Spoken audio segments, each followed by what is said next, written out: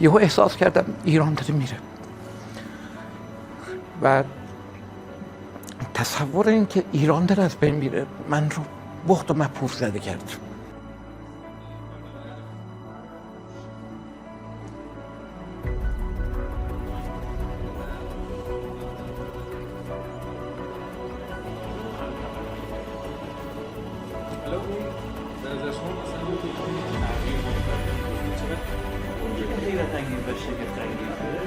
بخشی از جامعه از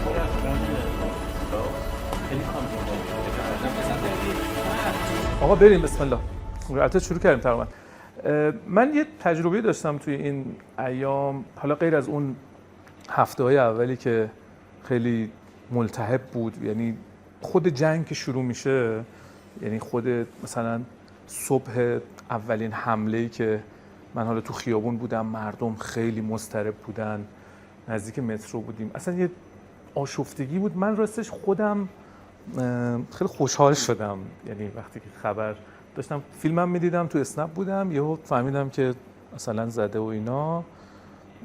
من گفتم این که در نهایت به نفع ماست، یعنی پیش خودم ولی میفهمیدم که خب مردم خیلی ملتهبم. دست بر قضا هم همون جلوی مدرسه راهنمایی اسنپ واسطاد، مدرسه دخترانه راهنمایی بود، این بچه‌ها گریه میکردن، اصلا یه وضع خیلی خیابون وضعیت خیلی آشفته‌ای داشت.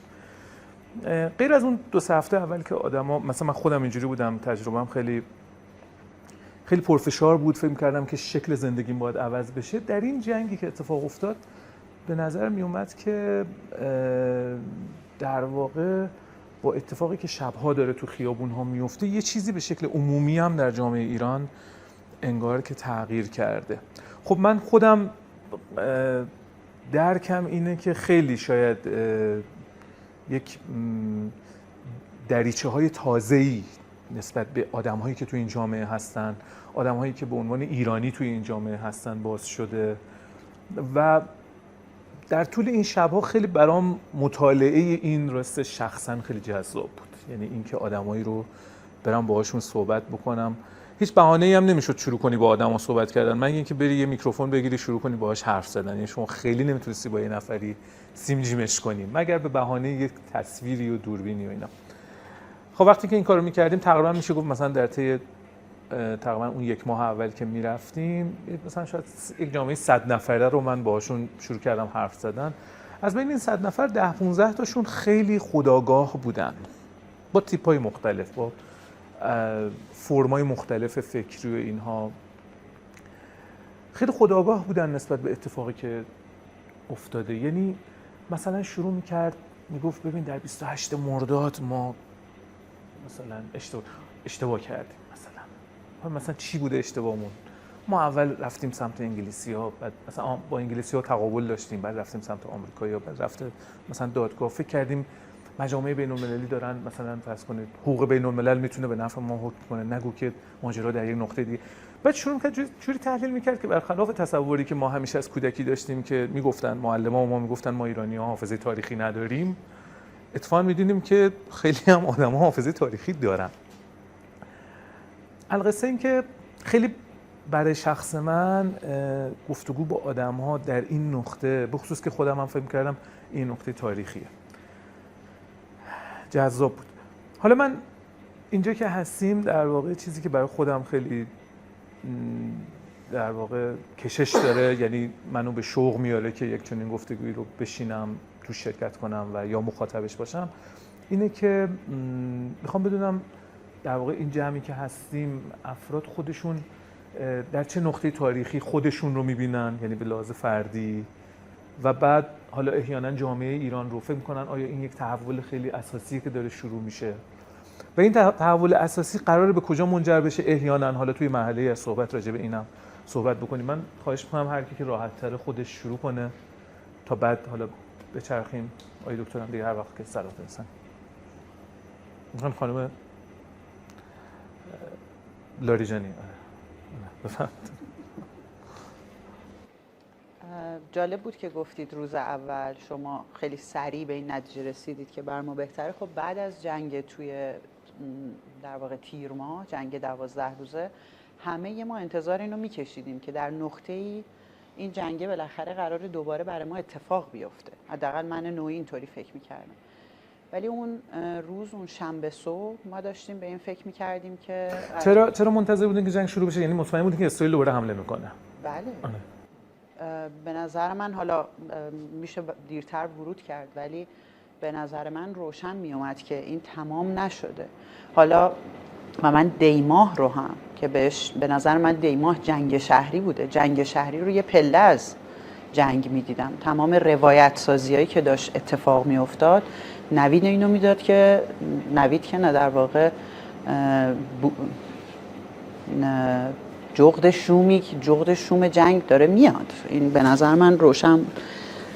و خب اون روزی که اتفاق افتاد ما داشتیم به این فکر میکردیم که خب این آخر هفته در واقع ددلاین فلان مقاله‌ایه که باید سابمیت بکنیم و صدای بمب اومد و صدای نزدیک خونه ما هم چند تا مدرسه است و صدای فریاد بچه‌ها.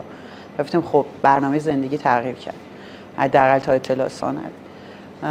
و بر من خیلی ناراحت بودم به این دلیل که شاید درکم متفاوت بود از شما و من فکر می‌کردم که ویرانی خواهد آمد و اون بخشی از جامعه ما همین جنگ همون روز اول که شما دارین حستون رو میگین. خب علاوه بر ویرانی من داشتم به این فکر می‌کردم، من نگران اون بخشی از جامعه ایرانم بودم که با دیما جابجا شده بود و حداقل اون لحظه اول نگران این بودم که اینها چه خواهند کرد. الان که بمب آمریکایی اومد، اینا الان مدتی منتظر به اصطلاح عمو ترامپشون هستن و حالا اومده عمو ترامپشون. روز اول این حس رو داشتم که خب این کم کم تغییر کرد. یعنی دقیقا همینی که میگین، اتفاقی که شبا تو میدون، همون روز اول توی میدون فلسطین ما اومدیم انقلاب، گفتیم بریم ببینیم مرکز شهر چه خبره و از مردم شنیدیم که میدون فلسطین برنامه است. همون روز اول جنگ ساعت 3 فکر میکنم میدون فلسطین برنامه شروع شد و دیگه فرداش که اعلام در واقع ترور رهبری اومد و همینجوری ادامه پیدا کرد و این مردمی که به خیابان اومدن دوباره به من نشون داد که در واقع اون چیزی که شاید خودم بعد از دیماه فراموش کرده بودم، تکثر جامعه ایرانی رو، و انگار بخشی از این جامعه ایرانی ساکت‌تر شده بود بعد دیماه. حالا دوباره صداش داره شنیده میشه و حالا به مرور زمان تو این شبها به نظر من صدای ایران شد و این تغییره بر من کم کم اتفاق افتاد که چطور جامعه ما دوباره یک حال و هوای، من نبودم بعد انقلاب ولی حال و هوای انقلاب میشنیدم از خیلی سال 58 دوباره زنده شده گویا در تهران و شهرهای بزرگ ایران. این که میگید چیه این حال و هوای انقلاب که میگید؟ یعنی مثلا چه چیزیه که تو این 47 سال نبود یهو حال و هوای انقلاب؟ آره من که خب نبودم، در واقع روایت های آدم هست.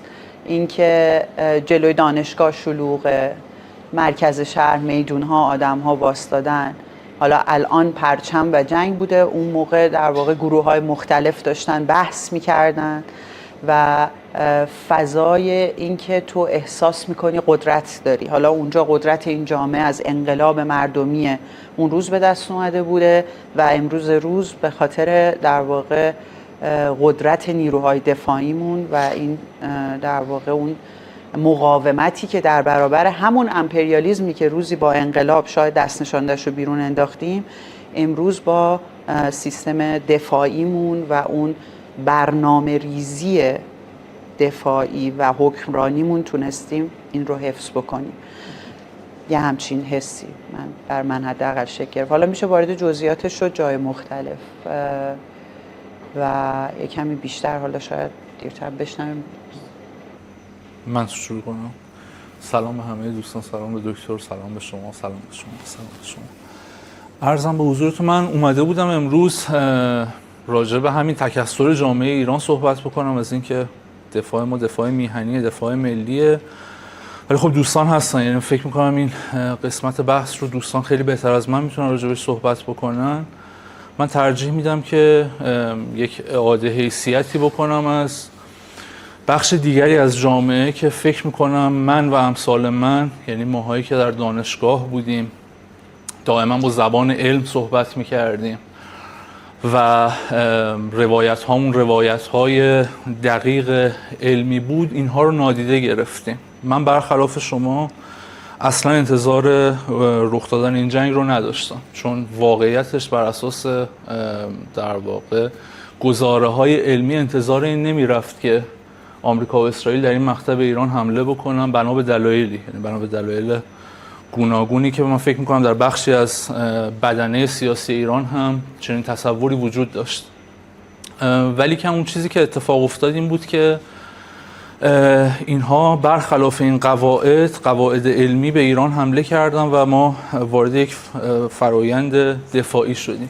نکته‌ای که وجود داره و من میخوام راجبش صحبت بکنم اینه که اتفاقا برخلاف این روایتی که وجود داره که جامعه متکثر ایرانی، اعم از زنان، مردان، مذهبی ها، غیر مذهبی ها در این روزها اومدن دفاع کردن، من میخوام بگم که نه، واقعا به این غلظت نیست که داریم راجبش صحبت میکنیم. البته که اگر در واقع چشمامون رو باز بکنیم، خیلی دقت بکنیم در میادین و در خیابان ها، میتوانیم نمونه هایی از جمعیت غیر مذهبی، غیر حزب اللهی، غیر بسیجی، غیر در واقع اون مزدوران حکومت، اون در واقع هسته سخت قدرت رو به سختی میتونیم ببینیم در میدان. و اون جماعتی که الان در میادین هستن، چه در میدان نظامی چه در میادین خیابان‌ها برای حمایت از کشورشون، عمدتاً جمعیت مذهبی هستن. عمدتاً، یعنی من مشاهدم از تهران و شهرهای دیگه‌ای که در این مدت بودم رو بخوام بهتون بگم، به سختی میتونید، یعنی واقعا در برخی از میادین به سختی میتونید جماعت غیر مذهبی رو پیدا بکنید. من میخوام، یعنی من خودم از یک پیشینه غیر مذهبی دارم میام، الان دارم از این جماعت دفاع میکنم، به این معنی نیست که من خودم در واقع پایگاه سنتی و پایگاه مذهبی دارم. ولی نکته‌ای که وجود داره اینه که باید اذعان کنیم به این موضوع که اگر خدای ناکرده کشور طی این روزها دست من و امثال من بود، احتمال بسیار زیادی وجود داشت که ایران نابود بشه. و من بسیار خوشحالم که علیرغم همه ژست های روشنفکری، ژست های علمی که من و امثال من طی این مدت گرفتیم، خیلی خوشحالم که کسی به ما میدون نداد برای اینکه وارد فضای سیاست ایران بشیم، سیاست رسمی ایران بشیم و بخوایم تصمیم گیری سیاسی بکنیم. من بسیار از این موضوع خوشحالم و اعتراف میکنم که اگر ما میخواستیم وارد این فضا بشیم، خیلی حوادث ناگواری احتمالاً اتفاق میافتاد. چیه این ما کیه؟ آره این ما کی هست؟ این مایی که میگید من دانشگاهی غیر مذهبی که با قواعد علمی، با قواعد دقیق علمی. چرا علیرضا چرا نابود میشد ایران به نظر؟ ببین، همونطور که اولش گفتم، ما بنابر قواعد علمی فکر نمی کردیم که این جنگ اتفاق بیفته، ولی عده‌ای در این کشور بودن که شمشون، شم سیاسیشون، شم ایمانیشون، شم مذهبیشون چنین رویارویی آخرالزمانی رو میتونست که پیش بینی بکنه. من مشخصا راجع به خامنه‌ای شهید دارم صحبت میکنم. اگر رهبری این کشور یک رهبری سکولار بود، اگر رهبری این کشور یک رهبری غیر دینی بود و در این جنگ ما قرار می‌گرفتیم، می‌خواستیم از استقلالمون دفاع بکنیم، می‌خواستیم که از هویت مستقل ملیمون دفاع بکنیم، به احتمال بسیار زیاد شکست می‌خوردیم. من ارجاع میدم به حوادثی که در سال 32 اتفاق افتاد. ما یک دولت سکولار ملی داشتیم، بسیار هم محبوب بود. یعنی برخلاف این چیزی که امروز در ایران وجود داره، مدام از درصدها صحبت میشه، مدام از آمار مخالفین با جمهوری اسلامی صحبت میشه. در پیمایش‌ها، در نظرسنجی‌ها میگن که 70% 80% مخالف با جمهوری اسلامی. یعنی در اون زمان من فکر می‌کنم چیزی بالای 94-5% موافق دولت مصدق بودن، ولی اون دولت سقوط کرد. چرا اون دولت سقوط کرد؟ من الان با این بینشی که الان از این جنگ به دست آوردم، اعتقادم بر اینه که ما رو چیزی جز غلیان جمعی مذهبی نمیتوانست نگه بداره طی این 47 سال و مشخصا در این لحظه‌ای که الان هستیم، در این جنگ آخرالزمانی که با قوی‌ترین، با بزرگترین، با در واقع از لحاظ عددی عظیمترین نیروهای نظامی داریم میجنگیم و دووم آوردیم و ایران رو حفظ کردیم و یک وجب از خاک این کشور از بین نرفته و ما همچنان داریم سوار ماشینمون میشیم تو این خیابونا راه میریم و زندگی عادیمون رو انجام میدیم. این به جز نیروی مذهبی، غلیان مذهبی، هیچ نیروی دیگری نمیتوانست این کشور رو در این وضعیت نگه داره و من فکر میکنم که اینجا من دانشگاهی که در جریان تقریبا تمام اعتراضات یک دهه اخیر ایران علیه جمهوری اسلامی بودم، علیه منطق حزب اللهی و منطق مذهبی در ایران بودم، باید اعتراف بکنم که آقا اگر مایی که در این اعتراضات شرکت داشتیم، مایی که میگفتیم جمهوری اسلامی، علی خامنه‌ای تو استعفا بده، برو با نواهات بازی بکن، بذار ما مثلا بیایم یک انتخاباتی برگزار بکنیم، یک رفراندومی برگزار بکنیم، مجلس مؤسسان قانون اساسی تشکیل بدیم، نیروهای آزاد رو وارد بکنیم، نیروهای آزاد رو وارد سیاست‌های رسمی بکنیم. اگر ما همچین مجالی پیدا می‌کردیم، به نظر من پرونده ایران امروز بسته می‌شد. این که گفتی یه ذرم داستان خودت هم بود. این دقیقاً داستان منه، یعنی بازگشت یعنی اذعان کردن به نیروی بزرگی که مذهبی‌ها در ایران داشتن و ما در تمام این سال‌ها نادیده گرفتیم. بله بفهم. آقای دکتر فرمودن که شما آره متوجه شدم. من به نظرم همونقدر که شما اینقدر کلی به این قضیه نگاه می‌کردید که ما غیر مذهبی ها، ما سکولارها کار رو بگیریم دستمون، ولی الان متوجه شدیم که مذهبی ها میتوانستند این نگاه سیاه سفیدیتون رو کلا بذارید کنار، چون این درک از مسائل روز چه اتفاقی قرار بیفته نمیتونه لزوما رنگ، یعنی در زمانها و مکانهای جغرافیایی متفاوت میتونن انسانهای متفاوتی این پوزیشن رو گرفته باشن. چه بسا مثلا ما هممون از جنگ ویتنام میدونیم ویتنامی ها مذهبی نبودن ولی جلوی آمریکای قدرتمندتر از امروزش وایسادن.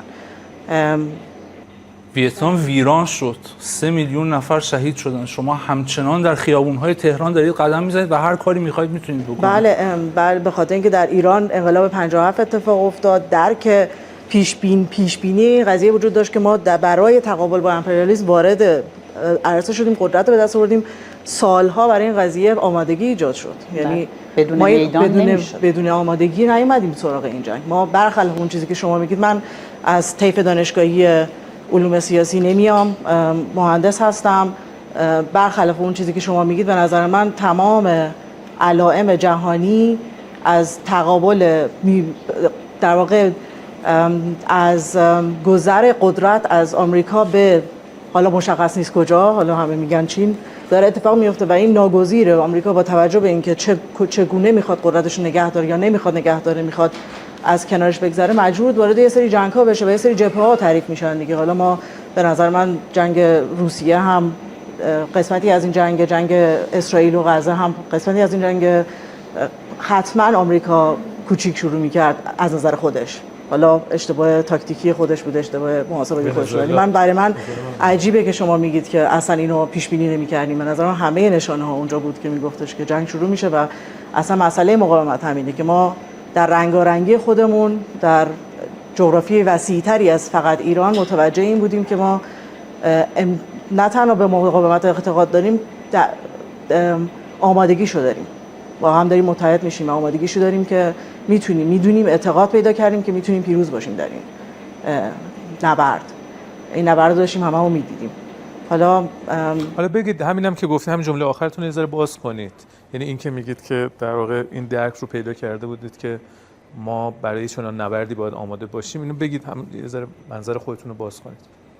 یکم گسترده تر اگه بخوام صحبت کنم، خودم رو هم درگیر بکنم، من خودم آدمی بودم که در واقع مثل خیلی از انسانایی که من به نظرم به همین دلیل اصلا دچار تقابل صفر و صدی با حکومت ایران جمهوری اسلامی شدن، مشکلات رو خیلی داخلی می‌دیدم. مثلا اگر یه چیزی رو می‌دیدم، یه مشکلیه، فکر می‌کردم که الان تنها عامل حکومت ماست و به دلیل واسطه‌های رسانه‌ای که همیشه دور و بر ما هست همه چیز داره صحبت میشه.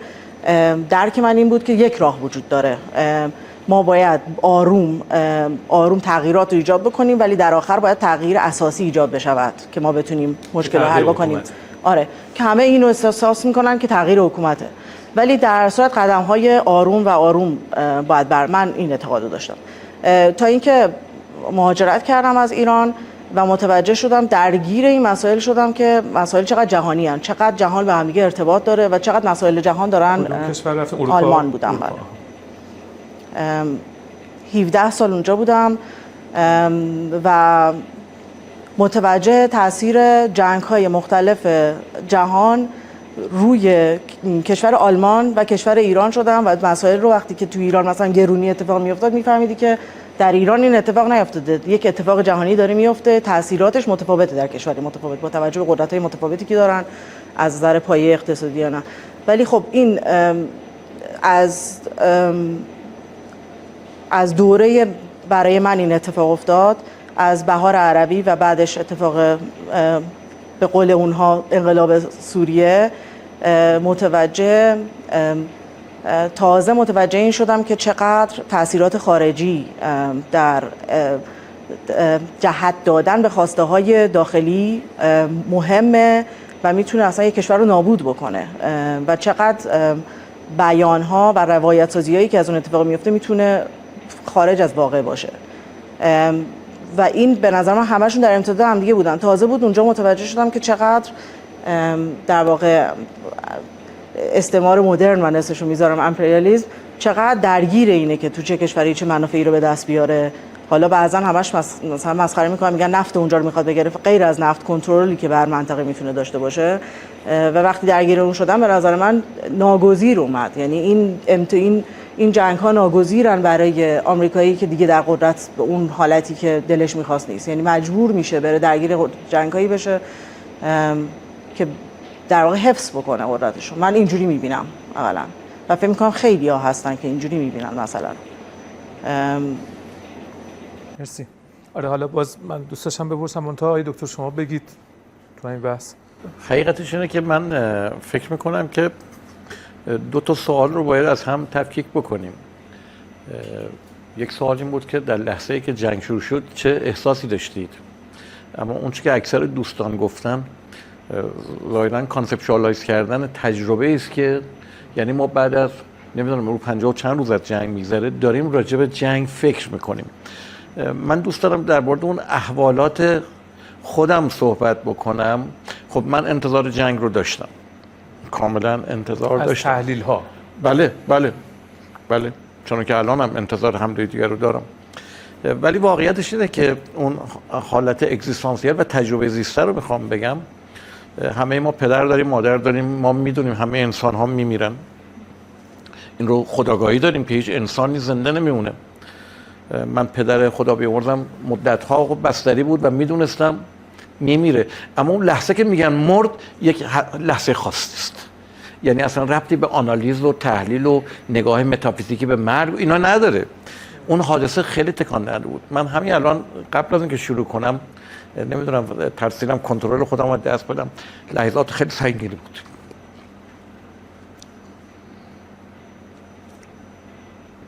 برای من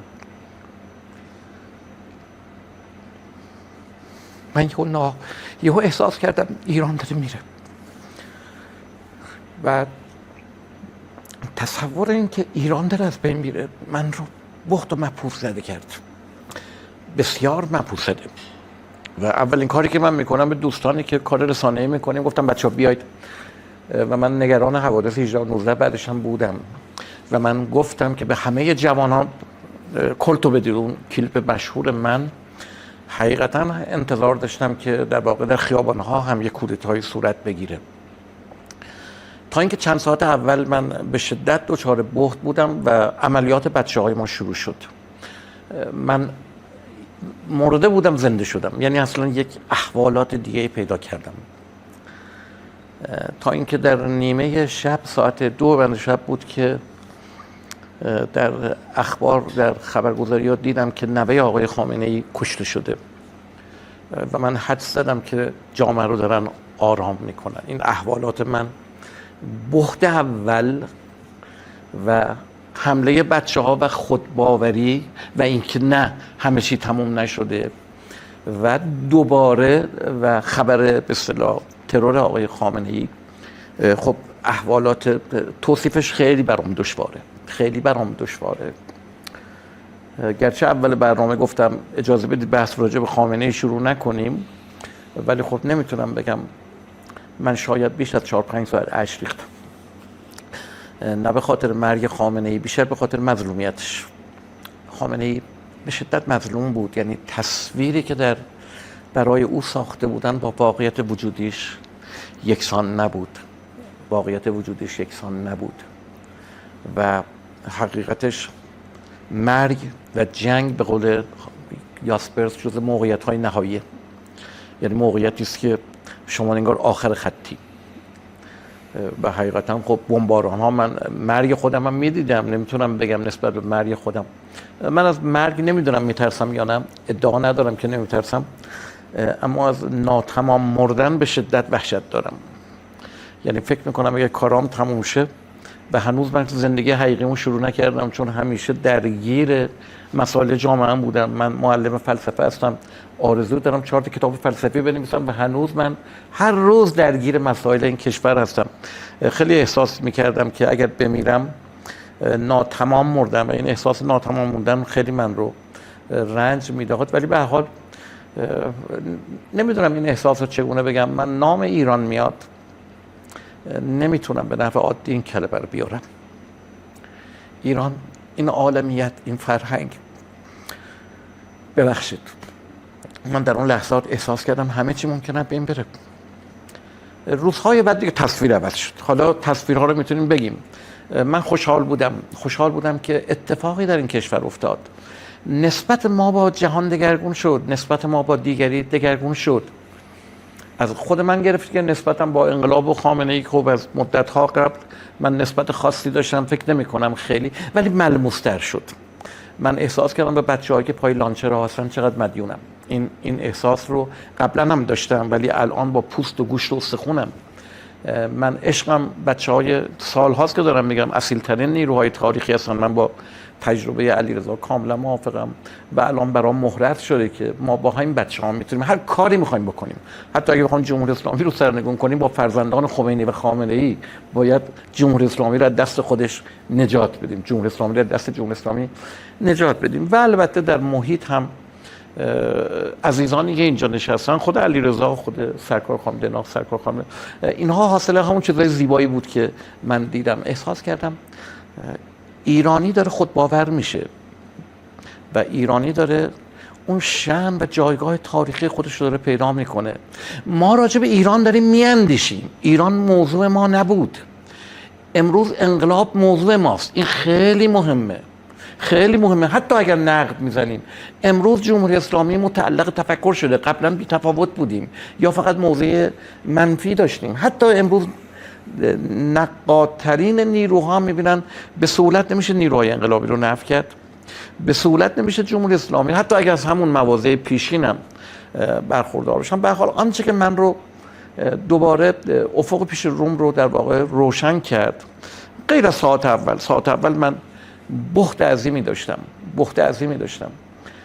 ولی آرام احساس کردم و الانم این احساس دیگه اون احساس اولیه نیست بر اساس مقوله سازی. و من فکر میکنم ما در آستانه یک رنسانس بزرگی هستیم. اتفاقی در جانها افتاده، ممکنه نتونیم اشاره بکنیم، ممکنه نتونیم ابجکتیفایدش کنیم، ممکنه نتونیم کاتگورایزش بکنیم، مفهومیش بکنیم، ولی من به عنوان یک معلم فلسفه اعتقادم اینه که در جان اکثر قریب اتفاق ایرانی‌ها اتفاقی افتاده و من به این اتفاق بسیار بسیار امیدوارم. من فکر میکنم همونجور که بارها گفتم، ایران مثل تیم فوتبالی بود که در لیگ درجه 3، در لیگ دسته 4 و دسته 3 بازی میکرد. لیگ بازی عوض شده و امروز همه از خودشون انتظارات دیگه ای دارن. دیگه ما نمیتونیم مثل تیمای دسته 2 دسته 3 بازی کنیم. هم حاکمیت، هم بچهای گفتمان انقلاب، هم اپوزیسیون. به نظر من در این نقطه مشترکیم که گفتمان‌های به اصطلاح تحول گفتمانی ما پیدا نکنیم و با همون ادبیات قبل از جنگ 9 اسفند بخوایم گفتگو بکنیم، در واقع دچار تأخر تاریخی هستیم، از زمان عقبیم. ببخشید چون اینجا خواستم صحبت کنیم، اگه بچه‌ها کسی هست من بگین صحبت نه بفهم. من یه چیزی توی مدت خیلی برای خودم عجیب بود. خب من از چند سال پیش به لحاظ شخصی خودم مثلا خیلی دیگه کلا نگران زندگی خودم بودم. من مثلا در 12 سال ازدواج کردم، 2 تا بچه دارم، ولی کلا فکر می‌کردم من وظیفه‌ای ندارم که نگران بچه‌هام، خانواده‌ام یا اقتصاد اینا باشم. ولی یه چیز بود که همیشه از چند سال پیش من شخصا باهاش دعا می‌کردم و راستش در صدر لیست دعاها بود، چون دعا خیلی مسئله شخصی بود. یعنی شما دعا برای چیزایی که در واقع حالا به تعبیر انگلیسی‌ها مثلا در قلبتون، مثلا یه چیزی که قلب شما رو تکون داده، برای اونها دعا می‌کنید. چیزی که واقعا براتون مهمه. این یک چیز ایران بود. این یک چیز ایران. حالا وارد تحلیلش نمیشم که نگرانی برای ایران چی بود. ولی خب مثلا این خیلی برای من این که شما به لحاظ شخصی آدم‌ها، بعد وقتی که این اتفاقات افتاد تو جنگ رمضان، دیدم که چقدر هزاران هزار، یعنی حتی حالا من نمیتونم بگم میلیون ها نفر، ولی ظاهرا میلیون ها نفر این مسئله اصلی شده. یعنی من یه موقع از شما تیم فوتبال ایران بازی میکنه، شما دوست داری ببره، خب چون دوست داری ایران از مثلا فلان تیم ببره تو جام جهانی. بعد خب آدما کمتر تحلیل میکنن، میگن خب این بعد یه تعبیری هم دارن جامعه شناسا بهش میگن ناسیونالیسم. من نمیفهمم یعنی چی.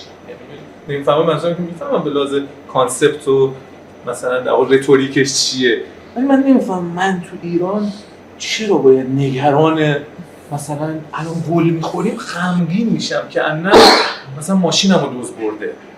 خب غمش خسارت میخورم. یا وقت شما تیم ملیتون دوست دارید ببره، خب آدم‌ها عرفی دوست دارن تیم ملیشون ببره، ولی وقت ایران خسارت میبینه، شما تا عمق وجودتون، تا فیها خالدونتون خسارت میبینید و نگران دوست دارید آقا من چه کنم که ایران ببره؟ میشه یه کاری من بکنم؟ ما با آدما تو خیابون حرف می‌زدیم، گفتن آقا اصلا اسلحه بده چیه؟ یعنی اصلا اسلحه بده من برم میدون که اینکه بدیهیست که ما میریم برای جنگ. خیلی بیش از اینها ما باید برای ایران کار کنیم. یعنی اون آدم عادی که میگم خیلی هم عادی نیستن، همینایی که ایران رو نگه داشتن. ببخشید من نمیخواستم زیاد صحبت کنم، ولی گفتم اینجا حیف اومد چون این فازی که شما باز کردید فاز خیلی بغرنجی بود و این خیلی برای من تحلیلش قابل توجهه. یعنی اینی که تو از عمق وجودت که انگار بچت مثلا یه اتفاقی براش میفته، خب آدم قلبش در واقع یعنی جانش مورد حمله قرار میگیره. خب و امروز ایران در واقع جان این آدم هست. یعنی شما میبینید مردم تنگ باز شد، تنگ بسته شد. مردم که به عوارض و درآمد ملی و اینا کاری ندارن. مردم میخوان ببین ما اینجا مال ماست. یعنی همین جمله، یعنی از نظر من هیچ دلالت واقعی نداره. من باید احساس کنم ببین ایرانی امروز چیز دیگه‌ای میفهمه و شما این دکتر، حالا من دوست داشتم توی لایه دیگه، یعنی فصل دوم به این مباحث یه ذره مفهومش بپردازیم. ملت‌ها چجوری اعتماد به نفس پیدا می‌کنن؟ ببین ملت ژاپن خیلی جالبه ها.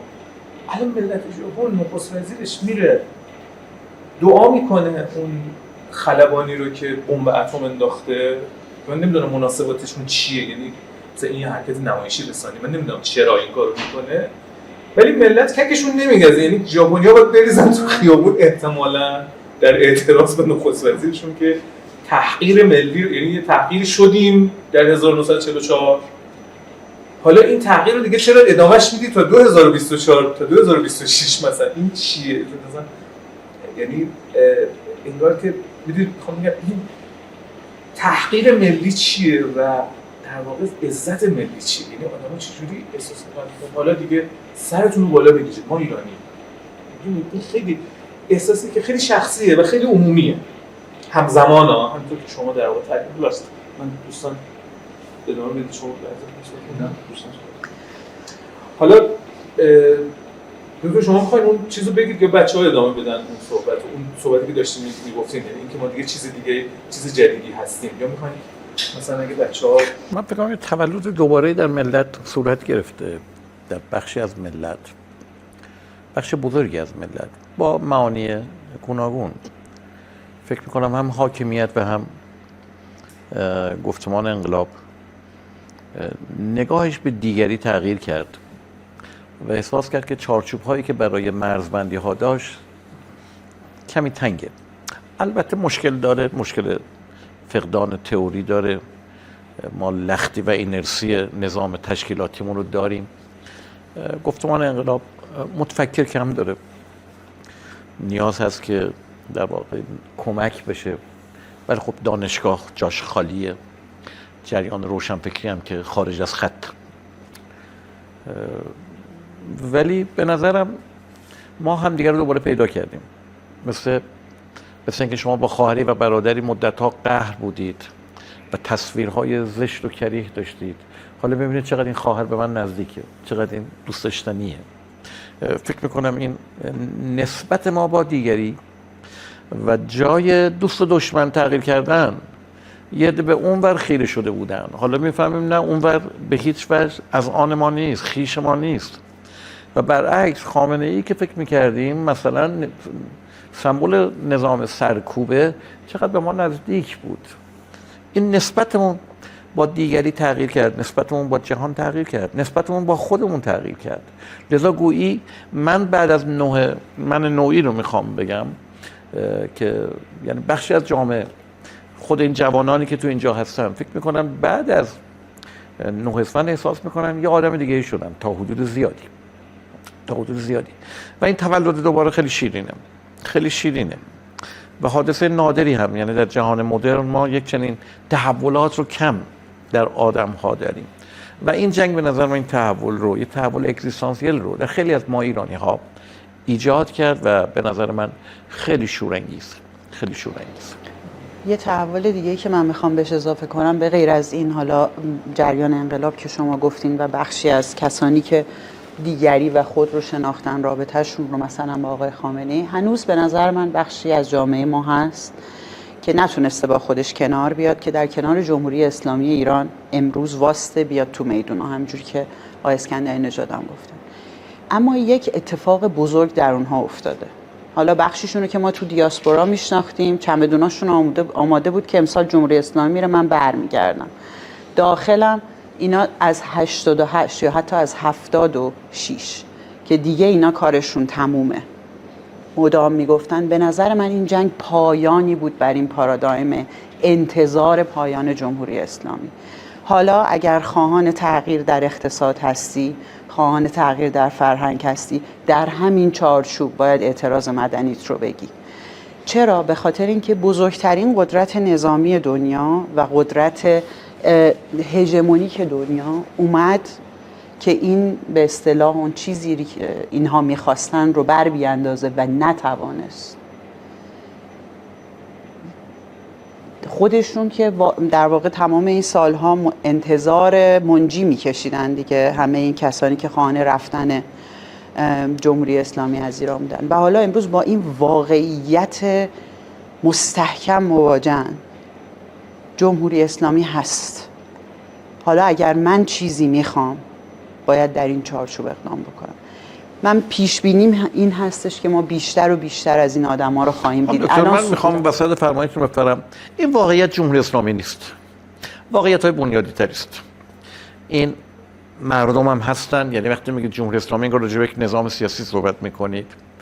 این نظام سیاسی با این فرهنگ، خوب و بدش رو کاری ندارم، قضاوت نمیکنم، یک نسبتی داره و این انقلاب، این نیروهایی که پای نظام سیاسی و پای دفاع از کشور هستن، با خرد ایرانی، با لوگوس ایرانی یک نسبتی داره. نیروهای اپوزیسیون ما نسبتشون رو با این خرد و لوگوس از دست دادن. نمادهای جنسی، خانمی بیاد چیز جنسی، اینا با فرهنگ ما نمیخونه. یعنی حتما تو اگر من گاهی وقتا میگم اگر میخواید جمهوری اسلامی رو سرنگون کنید، از این لوگوس دور نباشید. وقتی از خرد ایرانی، وقتی از لوگوس ایرانی دور میشید، شما در واقع به تعبیر به اصطلاح بریان فیلان در اون نمایش سوزنبانان ایستگاه‌های خارج از خط دید. یعنی دیگه در واقع قطاری نخواهد گذاشت. به نظر من، به قول آقای زیدآبادی، بزرگترین به اصطلاح مثلا کسی که بیش از هر کس شکست خورد جریان اپوزیسیونی بود که ریشه نداشت و میخوام فقط همین این پرحرفی هم کردم، فقط مسئله حاکمیت سیاسی نبود. نه کاملا با شما موافقم، ولی به هر حال همین خانومی که میگید علامت رو نشون داد اگر زیر آوار میموند من براش اشک میریختم. ایرانیه، درسته که از لوگوس و خرد ایرانی فاصله گرفته، ولی ایرانی. برای اینکه شما به لوگوس نزدیکید، از این لوگوس دور نشدید. بر اساس همون عشق ایرانی، اینکه ما مثلا فرض کنید از بیگانه بخوایم حمله بکنه، این چیزی نیست که خرد ایرانی بپذیره. این چیزی نیست که خرد ایرانی بپذیره. بله من در این قسمت هم با شما کاملا همراه هستم. حالا ما شما هم اشاره کردید به 1332. به نظرم ما این فراز و فرودها رو در دوره هایی که میشد گفت نقطه عطف تاریخمون داشتیم. همون دوره وقتی ما در مورد در واقع جنبش ملی شدن صنعت نفت صحبت میکنیم، جبهه ملی چه شد؟ بخش بزرگی از جبهه ملی با جریان کودتا همراه شد. یعنی برگردیم به قرن 19 ما همیشه جریان غربگرا در کشورمون حداقل میتونیم بگیم از قرن 19 شکل گرفته که ناجی رو به لحاظ فلسفی، به لحاظ در واقع زیرساختی غرب میدونن، به لحاظ اقتصادی. در دوره‌های مختلف اینو داشتیم. شاید بشه گفت اتفاقی که افتاد توی این 30-40 سال اخیر رشدش در لایه‌های غیر در واقع روشنفکری جامعه ما بود، خیلی گسترده شد. همراه با فردگرایی، رشد فردگرایی جهانی، همراه با به اصطلاح نظام ارتباطی جدیدی که ما باش مواجهیم، اگر قبلا ما از روشنفکران غربگرا صحبت می‌کردیم یا از طبقه متوسط شهری غربگرا صحبت می‌کردیم، تو این 3-4 دهه اخیر این پخش شد و به لایه‌های پایینی هم رسید. بنابراین کسانی که شاید یه جور خودآگاهیه. نه خودآگاهی نیست اتفاقا. به نظر من نه این که دیگه غرب منجی نیست، خودآگاهیه. بله من دارم در مورد این باور هی تسری پیدا کرد تو لایه‌های دیگه. قبل از جنگ اینکه غرب منجیه، میخوان بگن که در واقع گویی نیهیلیسم غربی منفجر، این ایندیویدوالیسم، فردیت گرایی، فرهنگ مصرف انگار در جامعه پخش شده بود. انگار تبدیل به عرف شده. نه من دارم در مورد 3-4 دهه اخیر صحبت میکنم و به واسطه تغییرات جهانی و اینکه ما در یک جنگ در واقع چند وجهی هم بودیم دیگه با نظام سلطه جهانی. همه اینها باعث شد که این واقعا از لایه روشنفکری اگه در مورد قرن 20 صحبت میکنیم واقعا بیاد تو لایه‌های پایینی جامعه، که شما وقتی با یک آدمی که مثلا میخواد زندگیشو بکنه، مثلا تو حوصله نداره وقت بذاره کتاب بخونه یا بشینه تحلیل‌های ماها رو گوش بکنه، حرف میزنی حرف اونو میزنه، حرف اون ورو میزنه. درسته؟ اینکه من برام مهمه که سفر خارج برم. مثلا فکر میکنه هر کسی در غرب سفر خارج میره، مثلا به این ترتیبات هست. حالا دارم مثالای ریزی میزنم. یا من چرا نباید مثلا ماشین ژاپنی سوار شم؟ چرا اینجا بنزو بی؟ انگار مثلا هر کسی تو آلمان بنزو بی ام و سوار میشه. یعنی این تصویرها حالا به واسطه جنگ رسانه‌ای، به واسطه اتفاقی که در کلیت جهان افتاده، اونجایی که دنا میگه که این اتفاقا فقط داخلی نیست، داره در سطح جهان، چه در سطح اقتصاد جهانی، چه در سطح سیستم ارتباط جمعی که حالا از طریق اینترنت و اینا هست، به جامعه ما تسری پیدا کرد و ما شاهد چیزی بودیم که برای منم همونقدر غمگین بود که برای شما، همونقدر منو خشمگین میکرد که همه شماها رو، که یک جوان ایرانی بگه خب بزنه، مگه ما چی داریم؟ مگه تو این 30-40 سال چی داریم؟ بذار بزنه. یا حتی زمانی که ترامپ میگه من ایران رو به عصر حجر برمیگردونم، هستن هنوز قلیل کسانی، واقعا قلیل هستن که بگن خب چی داریم مگه؟ و اصلا نمیفهمه در چه کشور توسعه یافته‌ای در نسبت با حداقل کشورهای همسایه‌مون، کشورهای آمریکای جنوبی، آفریقا و آسیا داره زندگی میکنه.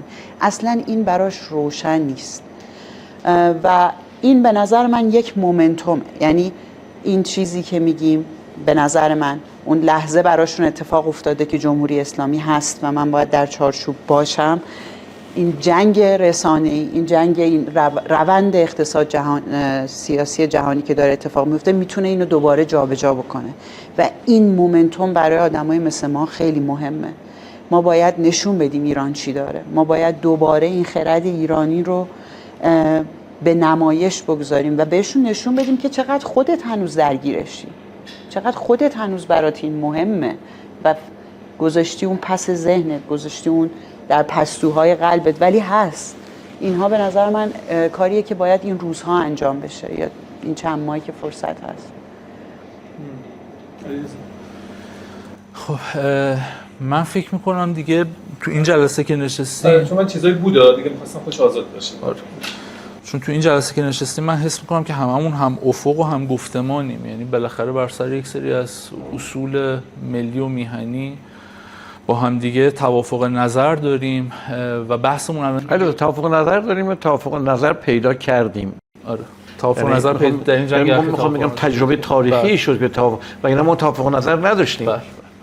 و الان من اینو میخواستم بگم که الان دیگه نگاهمون به بحث برون گفتمانی نیست، یعنی بین خودمون دیگه حداقل یک اشتراک نظری وجود داره.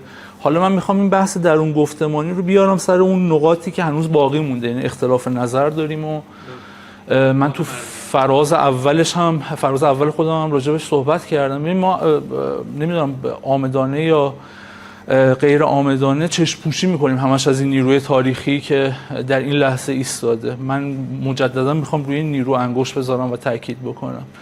راجب کودتا صحبت کردیم. من میخوام بگم که چی شد که در مرداد 1332 مظفر بقایی از حزب زحمتکشان که چپ بود، خلیل ملکی که چپ بود و بسیاری از نیروهای چپی که حامی مصدق بودن پیش از کودتا، چی شد که یک باره سیا تونست سوارشون بشه، MI6 تونست توسط مثلا برادران رشیدیان تو بازار تهران سوار اینها بشه و اینها شدن حامی کودتا. و چی شده که الان یک سردار سپاه، یک سرهنگ سپاه، یک آدم مهم در نیروهای نظامی ایران همراه نمیشه با نیروی خارجی. من میگم آقا چیزی جز نیروی مذهبی نیست، یعنی چیزی جز نیروی مذهبی نمیتونسته که ما رو به مثابه مردم ایران، مردم در واقع مهم ایران در رده‌های سیاسی و نظامی، چیزی جز نیروی مذهبی نمیتونسته حفظ بکنه. حالا ما میتونیم ساعت‌ها راجع به این موضوع صحبت بکنیم که بله نیروهای مبارزه با امپریالیسم و نیروهای مبارزه با سلطه هژمونیک آمریکا و نظام غرب در انقلاب اسلامی سال 57 حضور داشتن، در این جنگ حضور دارن و بسیار هم کمک میکنن. یعنی نیروهایی هستن که الان متحد بسیار مهم جمهوری اسلامی هستن.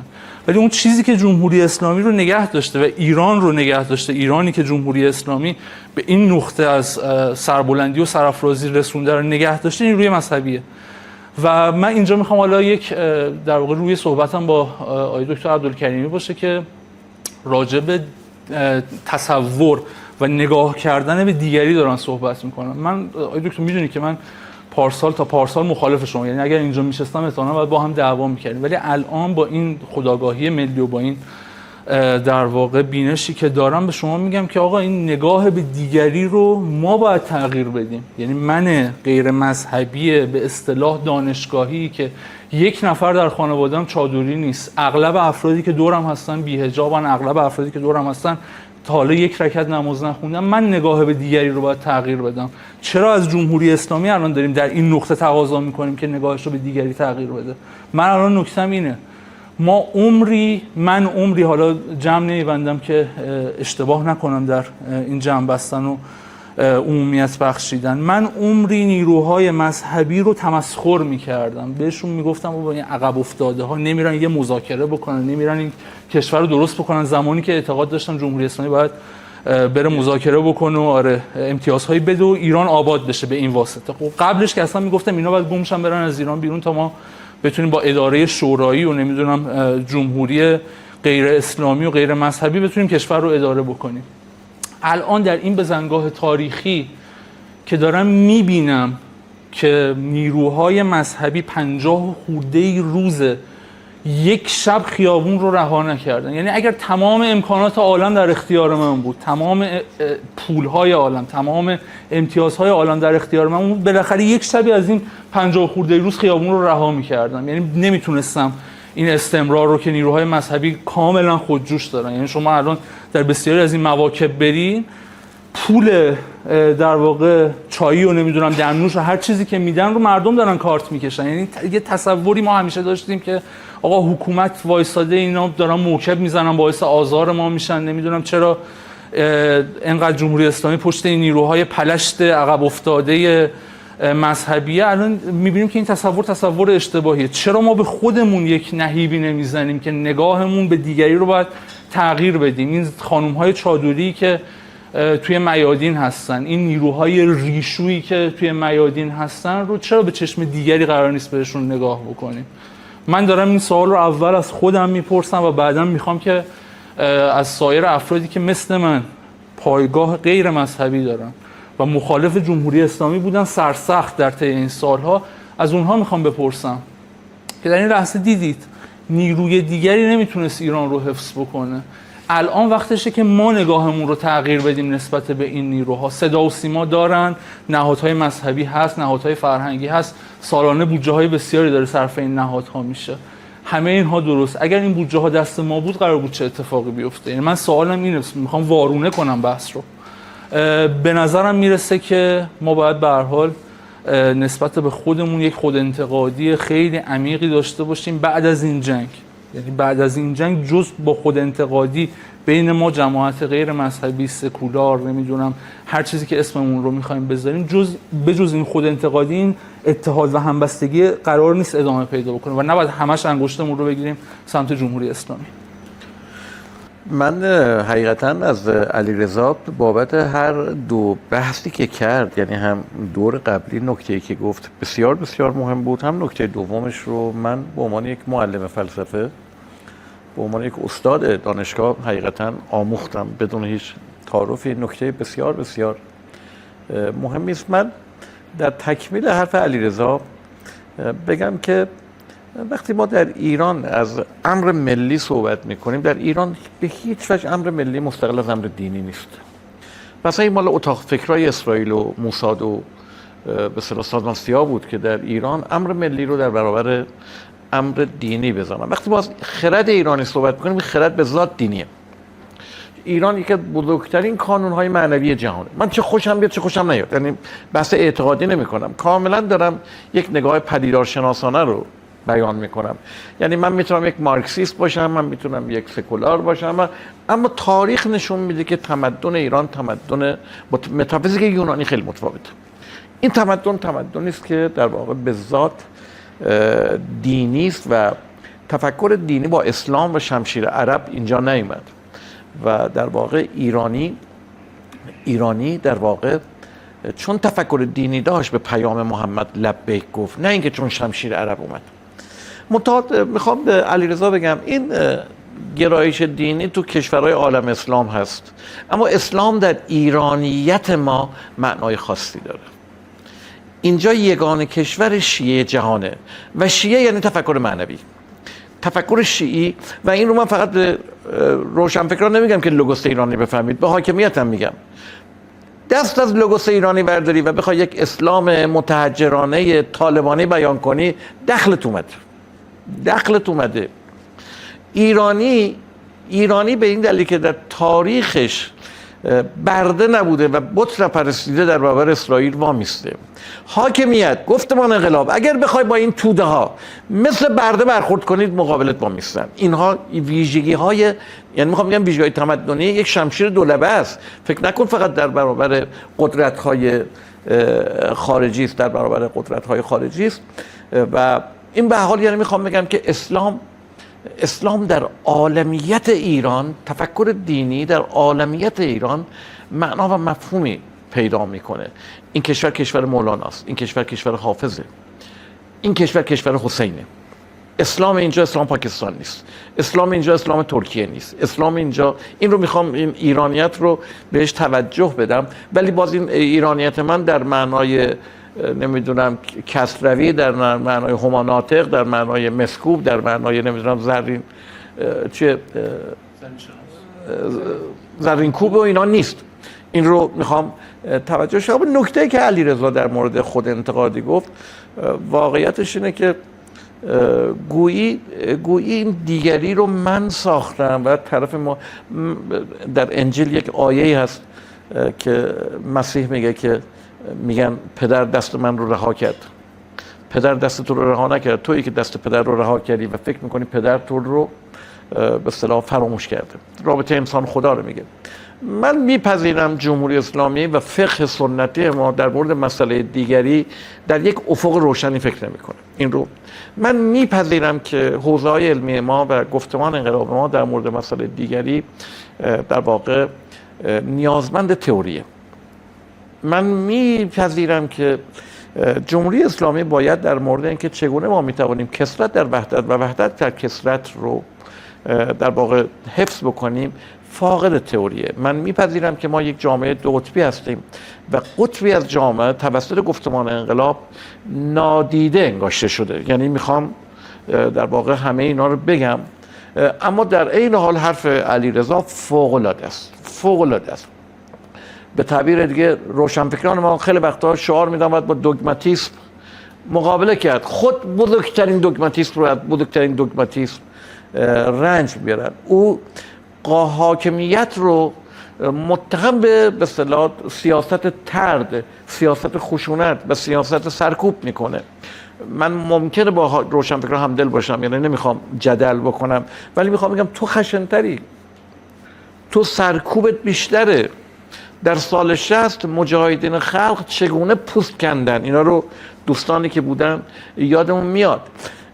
در سال 60 یک حکومت نوپا رو خود همین روشنفکرها اسلحه کشیدن. خانم لاریجانی وقتی سال 60 بود، حادثه حزب سال 60 بود دیگه، یا 61 حزب جمهوری اسلامی 60 قبل از شروع ترورهای مجاهدینه. درست مثل این روزها بعضی شیرینی پخش کرد. ببینید، یعنی میخوام بگم تو، دارم به روشنفکر میگم، تو میگی من نادیده گرفته شدم، من باهات موافقم، تو مشارکت کن. خانم لاریجانی، خانم دنا، انتظار نشه باشید یک حاکمیت بیاد کفش فرش قرمز بندازه شما بیاین توی کیک قدرت فهیم باش. شما با مشارکتت باید خودت رو تحمیل بکنی. امروز کی میتونه ما رو انکار بکنه؟ امروز کدوم حاکمیت میتونه مایی که اومدیم در خیابون پرچم گرفتیم مشارکت اجتماعی داشتیم به اصطلاح ما رو انکار بکنه؟ ما منتظریم که اول وارد قدرت بشیم بعد مشارکت کنیم. نه، این شیوه نادرست روشنفکری. ولی به هر حال البته ما از اون دسته از به اصطلاح دانشگاهیان که شما فرمودین نیستیم خوشبختانه. بله، ولی کاملا با شما موافقم. بله. ولی حرف علیرضا هایدگر به کانت میگه، کانت 3 تا کتاب داره، نقد اول، نقد دوم، نقد سوم.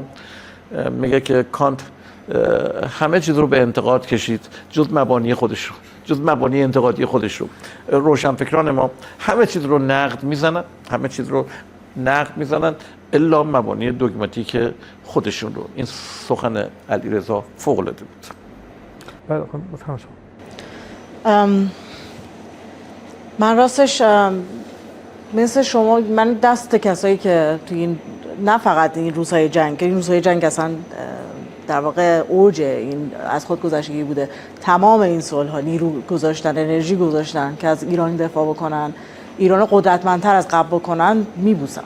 یعنی من این رو کاملا بهش واقفم که ما نیروهای مذهبی، قدرت ایران دست نیروهای مذهبی بود و به خوبی از ایران محافظت کردن. این چیزی که من فکر کنم هیچ کدوم از ماها حرفی در مقابلش نداریم، مثلا چون نتیجهشو داریم میبینیم. من فکر کنم مثلا این در مورد قشر خاکستری که صحبت میکنیم که میگیم حتی گفتمان آنها هم داره تغییر میکنه دیگه، براشون حکومت جمهوری اسلامی تثبیت شده، از همین قدرت میاد. یعنی وقتی قدرت رو حس میکنن میفهمن که باید قبول بکنن که این حکومت و اگر من حتی مشکلی دارم باید با از درون دیگه در دنبال براندازی نباشه. البته ما هنوز به نظر من در میانه جنگیم و هنوز هیچ چیز تثبیت نشده و این نشانه های اینا هست، ولی ما نمیتونیم، هر چیزی ممکنه هر لحظه تغییر بکنه.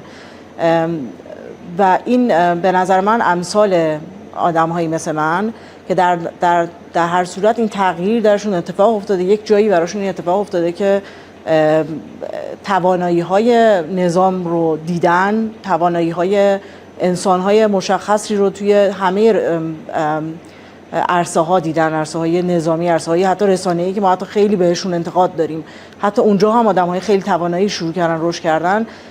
ما این اتفاق برامون افتاده، یعنی ما اون نزدیکی که می‌خواستیم درک بکنیم نظام رو و قشر مذهبی رو و تمام ایثارگری که برای وطن ما انجام دادن رو، این اتفاق برای ما افتاده. یعنی من فکر می‌کنم برای وقتی که ما درکمون در این مورد صحبت می‌کنیم که طرف مقابل هم ما رو ببینه، برای اینکه ما این قدم رو برداشتیم و من نوعی با درک این که امکانه این که جنگ دوباره اتفاق بیفته برگشتم ایران. یعنی میدونستم دوباره جنگ خواهد بود و من نمیخوام در اون سوی جنگ باشم، من میخوام این سمت جنگ باشم. من اگه میخوام انرژی بذارم میخوام این سمت جنگ انرژی بذارم و همون اتفاق افتاد. یعنی من وقتی که اومدم در آخر اتفاقات ناگوار دی افتاد و من 22 دی اولین بار در زندگیم وارد اصلا تظاهرات عمومی، قبلا میگفتن حکومتی ولی مردمی شدم و این اتفاق برای من افتاده. برای همین من دوست دارم، خیلی هم اتفاقا از طرف مردم آدم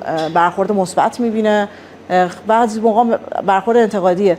دوست دارم که بتونیم، من حتی دنبال قدرت هم نیستم، من دوست دارم به عنوان یک انسان بتونم قدمی برای کشور بردارم.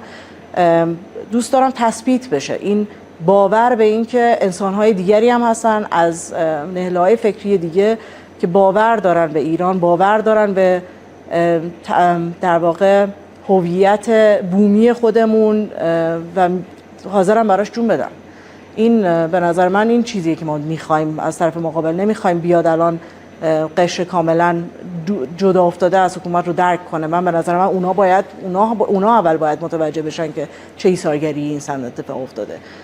ولی برای ماهایی که اون قدم‌ها رو برداشتیم، اومدیم نزدیک شدیم، سالها کار شده روی خودمون کار کردیم، اومدیم این قدم برداشتیم. خود دوست داریم اتحاد شل نباشه، یعنی با یک اتفاق دیگه دوباره جبهه غیر واقعی ایجاد نشه، چون جبهه وجود نداره. ما کنار همین. اینجا حالا ما شاید مثلا متاسفانه همونطور که من فهم کردم موقعی که گل بحث شد وقت متصل میشه، حالا میتونیم الان 20 دقیقه نیم ساعت ان شاء الله ادامه بدیم، حتما از پخش وقت میگیریم.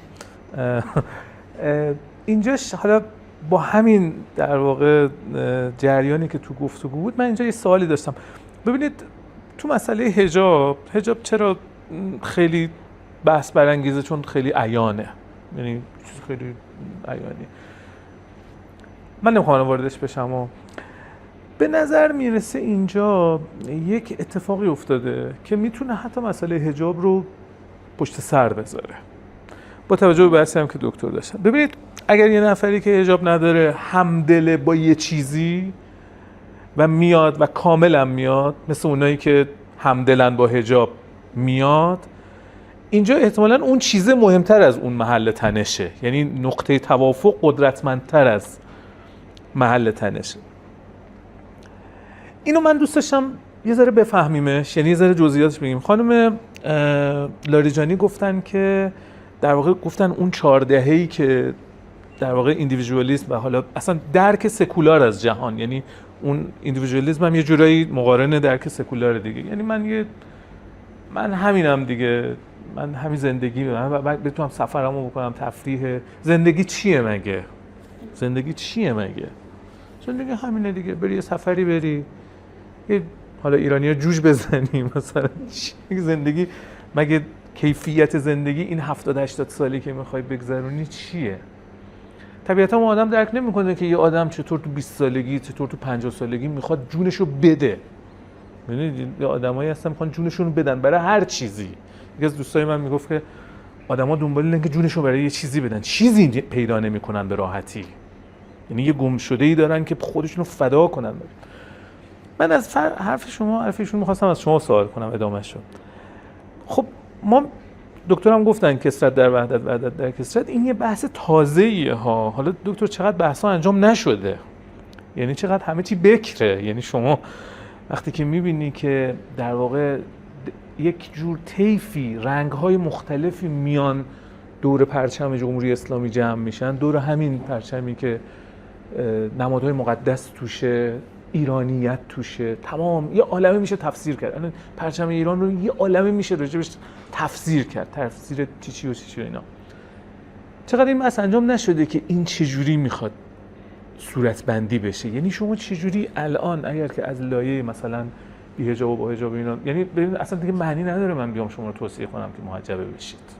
دیگه ببین سر یه چیزی با هم هستیم که اون اختلاف نظرمون اصلا موضوعیت نداره. ببین شما الان قطعه 42 که تشریف ببرید که این شهدای این جنگ ها هستن، خیلی من اصلا غیر از این که آدم میره اصلا دیوونه میشی یا یعنی نمیتونی اونجا میری تا یه هفته اصلا حالت خرابه. اون قطعه 42 چیزی غیر از تمام بهشت زهراست. تمام اون روح هم خیلی سنگین فضا و انواع و اقسام آدم اونجا پیدا میشه. یعنی عکس‌ها هم هست. خب بچه که خیلی زیاده طبیعتاً، چون ما تو این دو تا نبرد بچه داشتیم. خانوما هستن. اصلا آقا شما میری میگید اصلا تمام اون بحثی که داشتیم میکردیم چی بود؟ سوال من این بود که چجوری میشه این حرکت رو انجام داد؟ یعنی ما چجوری میتونیم یه سمپاتی ایجاد کنیم؟ میدونید دقیقاً منظورم چیه؟ یعنی حالا چیزی هم که علیرضا گفت که از داخل در واقع حاکمیت رو به اونها یا خود اونها داخل خودشون تأمل دوباره‌ای بکنن. منظورم اونهایی هستن که در واقع همدل نیستن با جمهوری اسلامی. این یه چیزی که من میفهمم خودم اینه که این نمیتونه با تنش باشه. یعنی نمیتونم من دیگه بیام چه میدونم ماشین بذارم گشت ارشاد، این دیگه اونجوری نیست. این دیگه اصلا گفتگوش اون شکلی نیست. میدونید؟ و من دوست داشتم مثلا اینجا اگه بشه یکم فکر کنیم جمعی به این که چطور میشه این سمپاتی رو ایجاد کرد. یعنی حتی بتونیم راجع به پیشنهادایی داشته باشیم خیلی واقعی. چون من درکم اینه، آقای دکترم من فکر کنم موافقن که ما داخل حاکمیتمون، داخل جمهوری اسلامی با همه اینکه جهانو به هم میریزه، یعنی با همین زوری که داره که به هم بریزه همه جهانو، یعنی اصلا ککش نگذاره بزنه تو گوش گندلات کل جهان، راجع به این فکر نمی کنیم. راجع به این جایی نداریم که به این مسئله فکر کنه که تو واقعا با اون کثرت چیکار کنی. به کثرتی وجود داره دیگه. ببخشید من طولانی صحبت میکنم. نه منظورم دارم فکر میکنم بهش، چون این سوالیه که خب خیلی مطرح شده. خب اگر جوابش آسون بود ما تو این سالهای گذشته راه حلی بهتر از راه حلی که تا الان، یعنی شاید میتونستیم از دی ماه جلوگیری کنیم اگر میتونستیم از این، یعنی تمام اهمیت گفتارها مرزگذاری و خیلی اتفاقا دره رو خیلی عریض میبینن. من اینجوری میفهمم ها. یعنی حتی وفاقی ها بلازه تو لایه سیاسی میگن ببین یه دره خیلی گشادی بین طرفداران و غیر طرفداران جمهوری اسلامی هست. حالا یه فرصت‌های کمی هم هست که اینا رو پر کنیم. یه پلای خیلی باریکی هم میتونیم بزنیم روی این دره. این واقعه نشون داد که نه، اصلا گویا شکل داستان حالا من در واقع ببخشید که جرئت میکنم که در این مورد صحبت بکنم، ولی من به نظرم یک اتفاقی که در سالهای گذشته افتاده اینه که یک مخالفت با واسطه نسبت به سیستم اتفاق افتاده که بر اساس واقعیت‌های توی جامعه نیست. یعنی ما در مثلا 10 سال گذشته شاید حتی واقعیت‌های جامعه رو من میگفتم همش از توی تلگرام دارن مردم نگاه میکنن، یعنی واقعی نیست، در خیابان ندیده، ولی فکر میکنه که مثلا الان بره پارک اجازه نداره وارد بشه چون اونجا یه کاغذ دادن. من واقعا این عکس‌ها رو دیدم، کاغذ دادن که مثلا ورود بانوان به این پارک ممنوع است، دیگه میخوان پارک‌ها رو هم جدا کنن، نمیخوایم. در صورتی که میتونست از مثلا من نوعی خب هزاران کیلومتر فاصله داشتم نمیتونستم برم اینو چک کنم، ولی اون میتونست از خونش بره دم همون پارک بگه این اتفاق نیفتاد. که مثلا خیلی وقتا بوده که مثلا میگم مثلا در خیابان فلان تانک وارد شده میخوان مردم رو بکشن، بعد میری در همون خیابون میبینی هیچ خبری نیست، مردم دارن خرید میکنن، دارن کفش میخرن، دارن کتاب میخرن، بعد وقتی اعلام هم میکنی میگن که نه خبر. یعنی این تو طرف جمهوری اسلامی تو موضوع اونه. یعنی این بحران ساختگی بودن اخبار که نمیشه بهش گفت، اطلاعاتی که وجود خارجی نداره، پایه روی زمین نداره رو ما باید بتونیم بشکنیم. حالا اگر نتونیم تبیین بکنیم این مشکل رو، یعنی فقط بیایم مسئله بکنیم به این که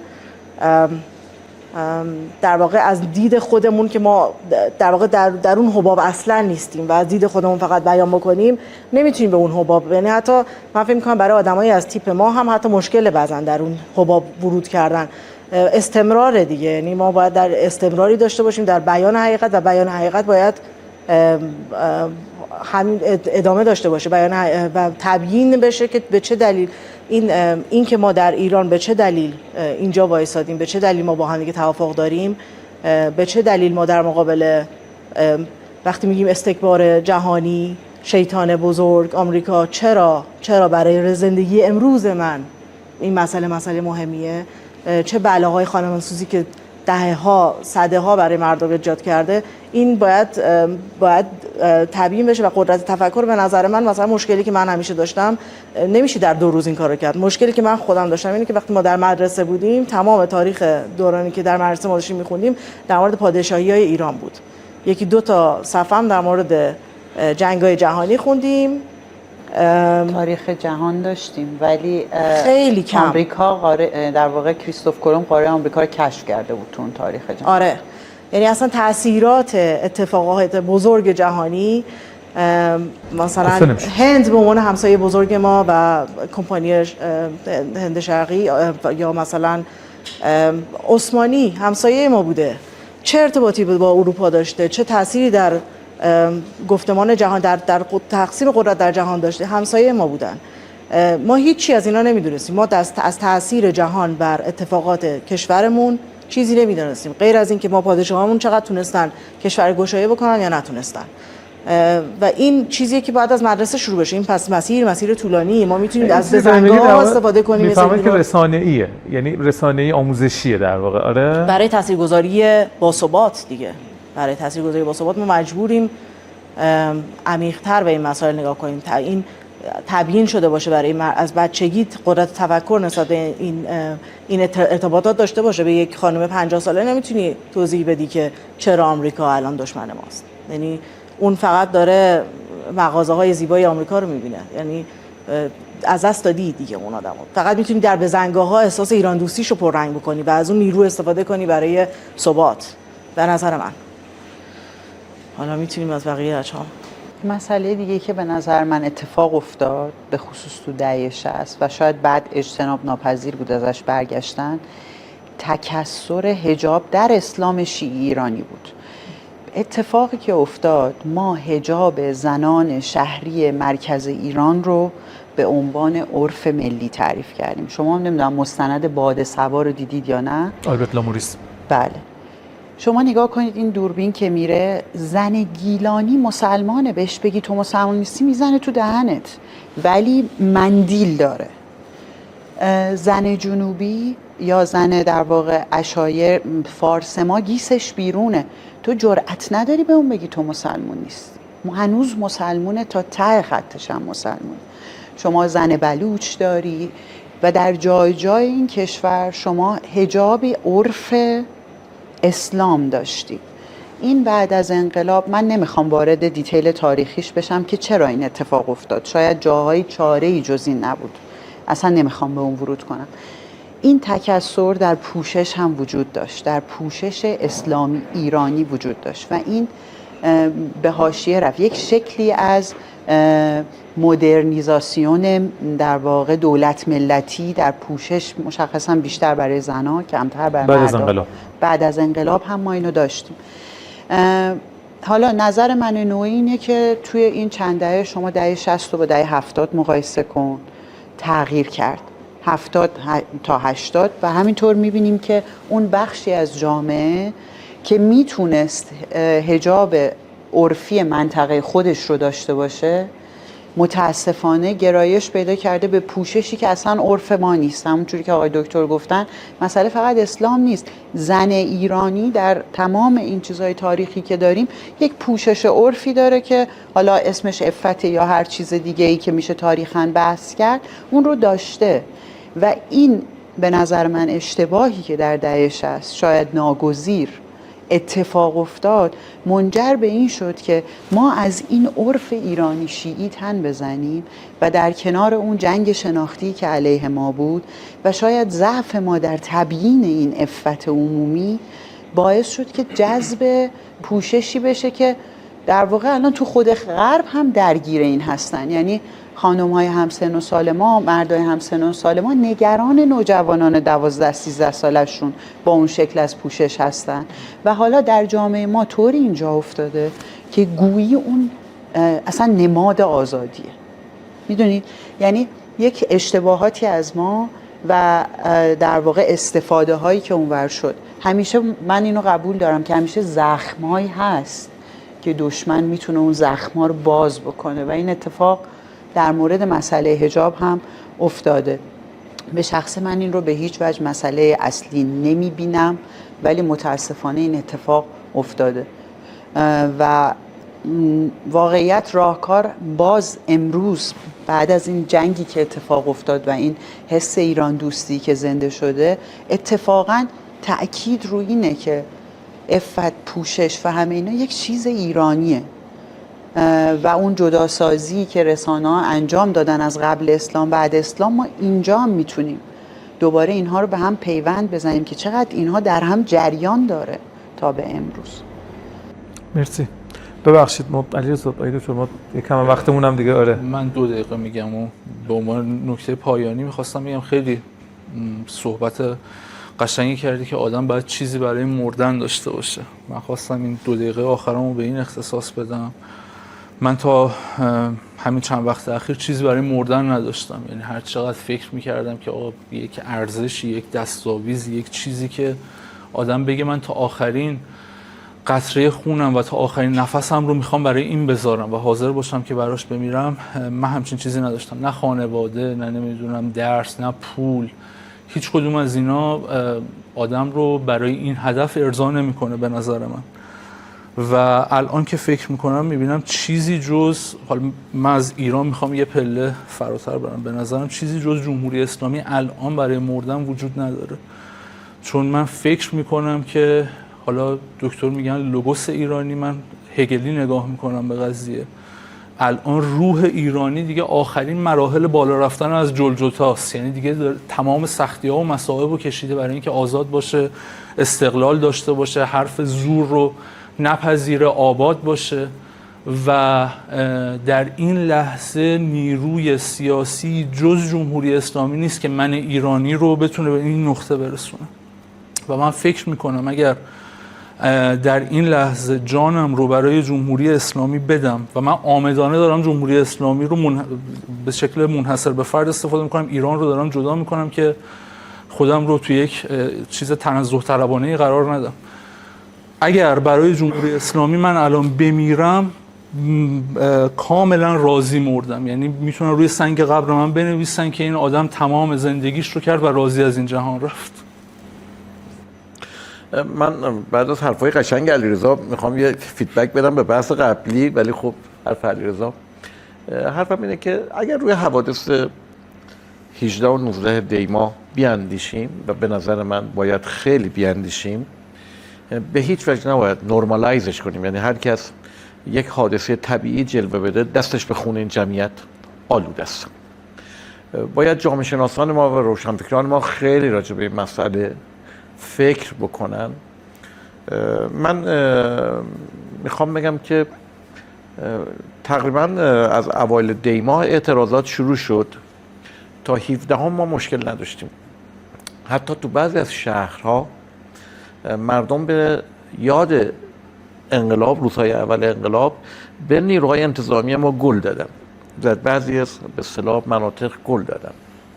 اما بیگانه دخالت کرد.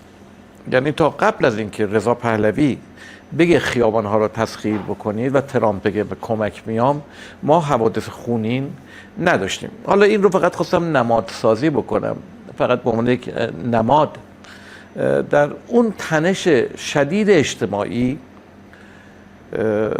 که باید روش فکر کنیم. یک چنین خشونتی در ایران، سرزمین عشق، ایران سرزمین عشق، عشق نه به مفهوم اروتیک کلمه، نه، عشق در آنتولوژی و هستی شناسی این کشور، این ملت، این فرهنگه. عشق به هستی، عشق به دیگری. ما میگیم شیعه یعنی ولایت، ولایت یعنی فرندشیپ، دوستی. ما حتی در عبور از یک در به دیگری توجه داریم. امکان نداره یه لقمه رو من جلوم بذارم بخورم بدون که یک تعارفی بکنم. این تعارف که حالا بعضیا مسخره میکنن توجه به دیگری است. این کشور سرزمین مولاناست، این کشور سرزمین حافظ، این کشور سرزمین عطار، این کشور سرزمین حسین ابن علیه. این رو توجه کنید. یک چنین خشونتی در این کشور خیلی جای پرسشه. پاسخی که میخوام بدم همون چیزایی که دوستان گفتن. دیگری در این امر حضور داشت. این برخاسته از فرهنگ ایرانی نیست. ایرانی اعتراض داره، ایرانی به حکومتش حمله میکنه، ولی این خشونت که یک بسیجی رو مسله بکنیم، یک نیروی ناجار رو تکه تکه کنیم یا رگبار ببندیم. نمیخوام در واقع یک سویه قصه رو نگاه بکنم. این حضور دیگری باید تجربه‌ای باشه. روشنفکرانی که دائما شکاف دولت ملت رو افزایش دادن، دستشون در این جنایات که صورت گرفته آلوده است. اون استاد دانشگاهی که وارد کلاس میشه سم بدبینی نسبت به این خانه رو، ببینید من اصلا بحث سیاسی ندارم، این خانه رو دارم حرف میزنم. حتی مثل علیرضا جمهوری اسلامی صحبت نمیکنم. مدرسه و معلمی که حس تعلق به این خانه رو از بین برده، در اون جنایت سهیمه. میخوام بگم یک باید بازنگری بکنیم. نکته آخرم میخوام این درس رو بگیریم. دیگری حضور داره و میخوام به گفتمان انقلاب، به حاکمیت و به نیروهای اطلاعاتی امنیتی اون بگم گاه دیگری اونها رو هم تحت تاثیر قرار میده. یعنی وقتی شما به قول نیچه به هیولا نگاه میکنی خود شبیه هیولا میشه. دیگری تنش رو بالا میبره و تو به مسئله حجاب تحت تاثیر آپاراتوس نظام سلطه سیاسیش کردی. یعنی تو هم که باید در برابر نظام سلطه کار اطلاعاتی امنیتی کنی، تو بازی او افتادی و تو یه راشی بود که اصلا اجازه ندی. وقتی تو خودت تو این بازی افتادی، در واقع به یک معنا شکست اطلاعاتی خوردی، به یک معنا در بازی نظام سلطه قرار گرفتی و هم روشنفکر، هم نیروهای اطلاعاتی ما، هم نیروهای به اصطلاح فرهنگی ما، نمیدونم نیروهای اجتماعی که مثلا ون آوردن تو خیابونا خواستن. هر دوی این دو تا جریان به نظر من تو بازی بودن که بیگانگان و دیگری در این صحنه حضور داشته. من فکر میکنم راهش اینه که ما به لطایف العلل و به شیوه های گوناگون، یعنی روشنفکرها به یک نحو، حاکمیت به نحو دیگری، پوزیسیون به یک نحو، راه دخالت به اصطلاح بیگانه رو ببندیم. جامعه یک منطق داره آقای نبوی عزیز. جامعه به طور طبیعی یک لوگوسی داره. به این لوگوس اعتماد بکنیم، به این لوگوس اعتماد بکنیم. جامعه ایران و زن ایران به ذات نجیبه. اگر یک جاهای حرکت‌های غیر طبیعی انجام میده، حضور دیگری است. و تو هم که میخوای کار فرهنگی کنی، باید اجازه ندی منطق بازی رو دیگری بچینه. بگذاریم همونجوری که خانم لاریجانی نکته بسیار بسیار، خود جامعه به طور طبیعی راهش رو پیدا میکنه. بیگانگانن که در واقع مسیر ما رو یکم مبهم میکنن و فضا رو تنش‌آلود میکنن. متشکرم دکتر. من بی‌تعارف میگم، من خودم اگر تک تک با هر کدوم از بزرگواران میخواستم مثلا دوست داشتم ساعت‌ها صحبت کنیم. اینقدر برای من در واقع ادامه داشت این گفتگو، یعنی ابعادی داشت. نوشتم که دوست داشتم، ولی خب همونطور که فکر حدسشو میزدیم زمان تموم شد. متشکرم از اینکه مهمان ایران مهر بودید. انشالله حالا مجدد بعداً ادامه میدیم. مرسی.